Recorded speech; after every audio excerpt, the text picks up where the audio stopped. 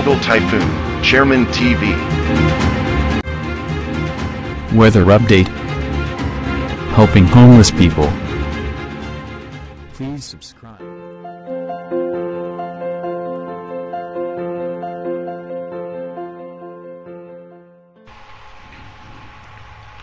Magandang umaga po. Ito po ang latest update natin ngayong araw, August 31, 2024.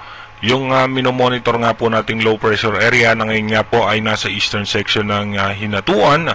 At ito naman po, ayon sa advanced weather forecast ng European Center, anumang oras ngayong araw ay mataas ang posibilidad na mag-intensify ito o mag-develop into tropical depression or mahinang bagyo.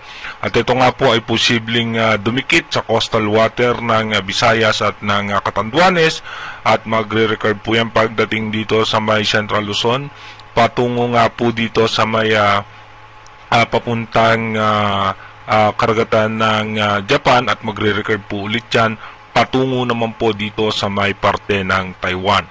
At meron nga pong posibleng dalawang sama ng panahon na kasunod itong minomonitor natin na sama ng panahon. Sa ngayon nga po, asahan po natin yung extension ng kanyang kaulapan.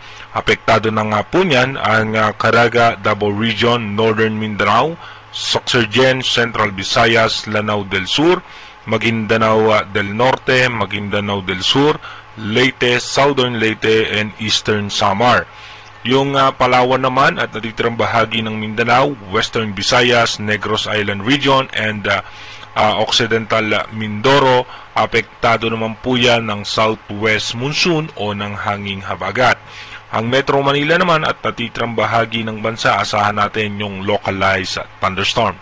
Dumako muna tayo sa ating rain map animation kung saan nga mamayang alas 9 ng umaga, mababa pa naman yung mga posibilidad na pag-ulan dahil makulimlim na kaulapan pa lamang. Dito nga po sa may Mindanao, eastern section ng Visayas, western section ng Visayas, Palawan, asahan natin na may mga chance ng mga isolated rain shower. Pero pagdating nga po ng hapon, by 2 p.m., tataas na ang posibilidad ng pag-ulan sa Visayas, northern portion ng Mindanao. At pagdating naman po ng alas 5 hanggang alas 6 ng gabi, sa Metro Manila ay meron na rin pong pag-ulan, Mindoro Provinces, Palawan, Bicol Region, sa halos malaking bahagi ng Visayas, malaking bahagi na rin po ng Luzon. Asahan natin po yan dito nga sa may Ilocos Region, magkakaroon na rin po ng tsansa ng mga pag-ulan. Kasama rin po dyan itong Romblon, makakaranas din nga po ng mga posibilidad na pag-ulan. Pagdating naman po ng alas 10 ng gabi mamaya, bababa naman yung mga tsansa na ng mga pag-ulan sa ilang bahagi ng ating bansa. Asahan natin na makulimlim na kaulapan na lamang ang mararanasan natin. Dito nga po sa Maya, Mindanao, sa Visayas, may mga lugar din po na mataas pa rin ang posibilidad na makaranas ng mga biglaang pagbuhos ng pag-ulan. Asahan natin mataas pa rin ang tsansa ng pag-ulan sa may Bohol, Cebu City. Asahan din po natin dito sa may parte naman ng Mindanao, sa may Davao, Cotabato, Compostela Valley, Bukidnon, mataas po ang posibilidad na may mga mahina at katamtamang pag-ulan din po dyan. Hanggang dito nga po sa may parte naman tayo ng Luzon, sa may Metro Manila, Bataan, kasama rin po ang Pampanga, Zambales, at mataas po ang posibilidad na may mga isolated rain shower po tayo dyan. Dumako na nga po tayo sa ating advanced weather forecast. Dito nga po sa ating advanced weather forecast, bukas nga po unang araw ng September bilang isang bagyo. Ito po ay nasa eastern section na ng Visayas at asahan nga po natin na makakaranas na po tayo ng masungit na panahon dahil nga po rito sa bagyo, posibleng bagyo na ito na mag-develop nga po mamaya. At pagdating naman po ng September 2, ito naman po ay nasa eastern section na ng Central Luzon, dito nga po sa may Pulilio Island. At pagdating naman ng September 3, ito nga po ay nasa eastern section na ng Cagayan Valley.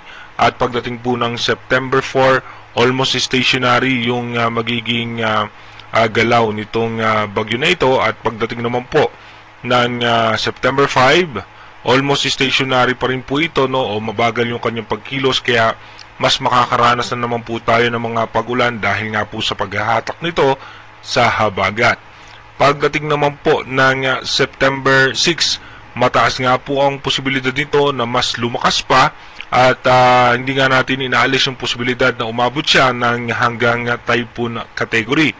Pagdating naman po ng September 7, ito nga po ay posibleng nasa eastern section na po ng Taipei sa Taiwan, habang yung habagat naman ay patuloy na magpapaulan sa western section ng ating bansa.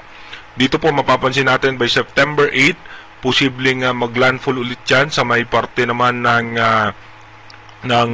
Taiwan, kaya iba yung paghahanda at pag-iingat sa ating mga kababayan nasa Taiwan.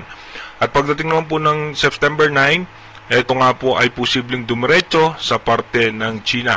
Kung mapapansin nga po natin, magkakaroon ng panibagong sama ng panahon dito nga po sa labas ng Philippine Area of Responsibility, at yung isa naman po posibleng bagyo na nasa labas ng ating bansa, at ito nga po ay nasa eastern section ng Mindanao. Yan din po yung ating imomonitor sa ating advanced weather forecast kung ano nga ba yung magiging posibleng senaryo nito. Ito naman po, no, yung posibilidad na pagdikit nitong bagyo. Pagdating nga po, no, ng September 1 ng tanghali, ito nga po ay nasa coastal water na ng eastern section ng Visayas. At pagdating naman po ng September 2, no, ng alas 12 ng madaling araw, ito po ay nasa may coastal water na ng Catanduanes, at dediretso nga po yan dito sa eastern section ng Central Luzon, at dediretso na po yan patungo sa may parte ng Taiwan. Kung mapapansin nga po natin, patuloy po niyang hahatakin na yung habagat na magdudulot nga po ng pagulan sa ating bansa. Again, inuulit po natin, yung ating advanced weather forecast is possible scenario pa lamang po yan. Malaki pa rin po ang tsansa na magbago yan. Kaya manatili tayong tumutok sa ating advanced weather forecast para malaman natin yung mga posible pang sama ng panahon na makakaapekto sa ating bansa. Mag-iingat po tayo palagi. God bless po sa ating lahat.